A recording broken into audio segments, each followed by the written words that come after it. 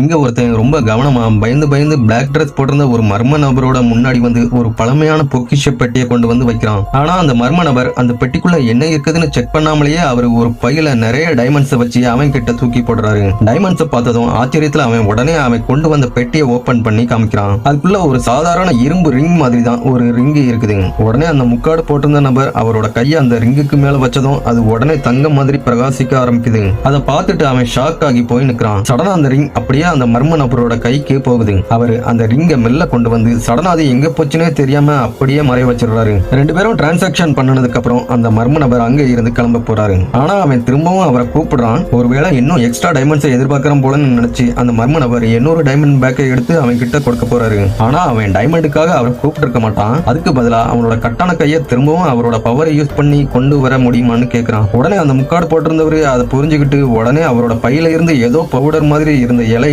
அவனோட கையை அந்த பாக்ஸுக்குள்ள வச்சுட்டு அது ஃபுல்லா மூடுற மாதிரி அந்த இலை பவுடரை கொட்டுறாரு. அவன் இவர் என்ன பண்றாருன்னு கன்ஃபியூஸ் ஆகி பார்த்துட்டு நிற்கிறான். அந்த ஹேண்ட் கம்ப்ளீட்டா அந்த இலைக்குள்ள முங்கினதுக்கு அப்புறம் அந்த மர்ம நபர் அவரோட கையை அந்த இலைக்கு மேல வச்சு அவரோட டிவைன் பவரை யூஸ் பண்றாரு.